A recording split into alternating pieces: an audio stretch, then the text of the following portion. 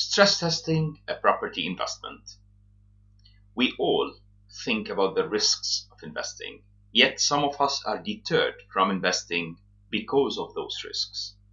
We look at it and we say, a drop in price will make me lose capital that I worked very hard to generate and to create.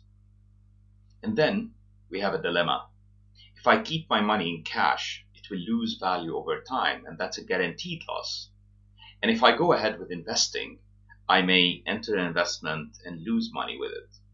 Some of us, because of that, go for very safe investments. If they do properties full cash, they don't get mortgages, and they try to make sure that at least the paper loss is very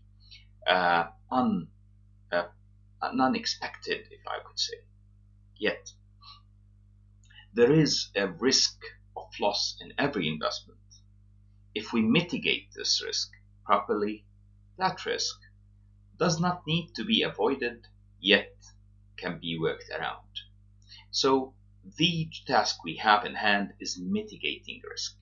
How do we mitigate risk, and how do we stress test a property, be it a property, it's a portfolio of one property, or be it plenty of property in one portfolio? This is what we'll be discussing today.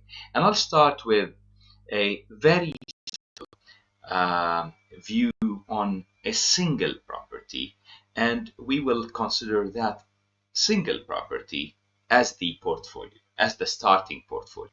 I've taken, for ease of calculation, very straightforward numbers. I've taken $1 million as the cost of the property, the value, and when I talk cost here, I've taken the cost, including the fees and all related, and fees of purchase are part of the initial cost, which some load on the first year, and I've done a model of that, and some load on the value, on the cost. I prefer in general to load it on the value.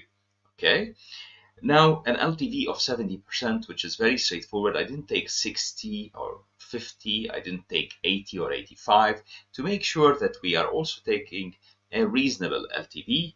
And LTV means loan to value, the value of the loan we have to the property. Now, again, we're stress testing a property here if it's mortgaged, because in general, when we get debt, it resembles too many people, risk, and debt does resemble risk of not being able to pay back, risk of being squeezed in a corner where we need to exit our investments here or there.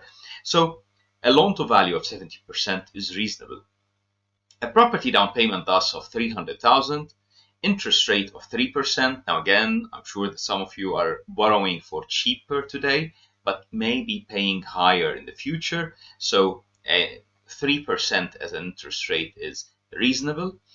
Monthly payment will be $3,319.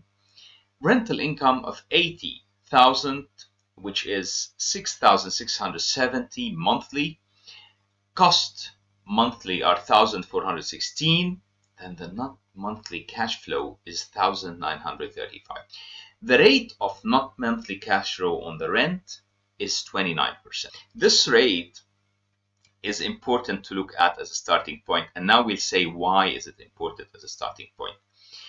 Then the equity buildup is 1,650, and this is very important as well to look.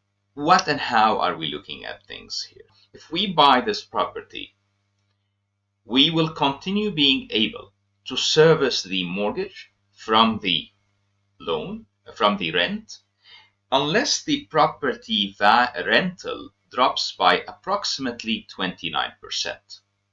So if the property rental drops by the 29% that we're talking about, then we are probably in a negative cash flow situation. What we need to assess is how possible is it, or how common is it, that the property rental drops by 29%. If this property rents at an all-time high, there is that kind of possibility.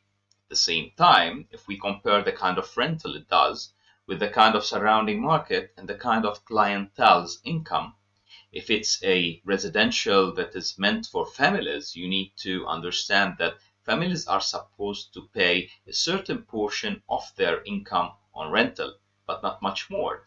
And that portion changes between a city and another and a country or another, depending on the taxation and other elements that are related to it. Now, in general, if you take 35% of a person's income paid on rental, that's reasonable.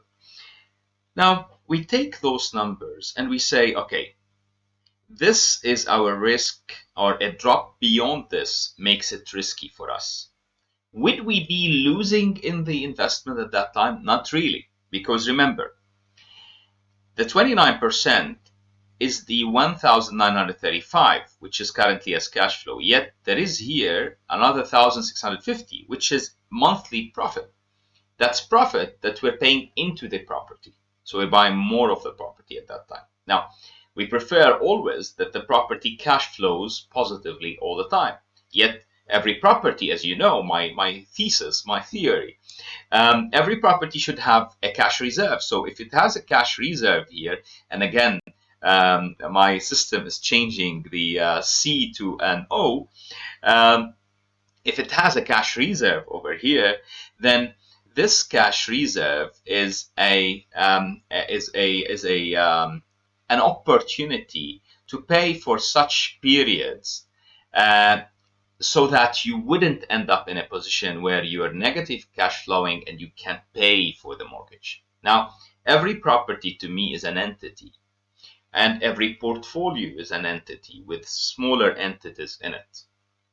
Now, if we look at this property today in its current state, I would say it's a relatively low risk investment, even if you have a 70% finance on it.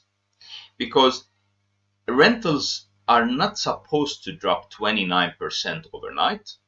Even when they do, they rarely drop and continue at that level for an extended period of time. It's very rare. So in general, you are positively cash flowing all the time. And even if you negatively cash flowed for a very short period of time, so let's say here the rental dropped by 40%.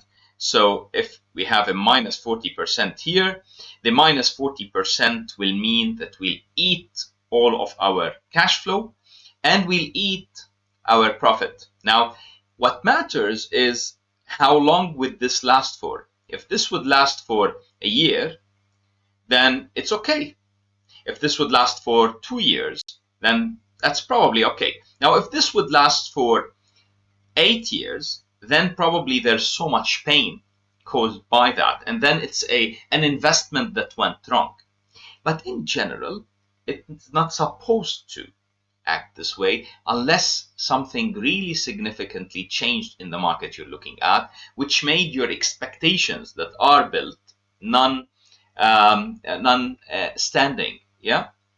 Now, the same theory that we've taken on one property can be taken on 10 property. So you can multiply this by 10 and then add the same numbers on each other.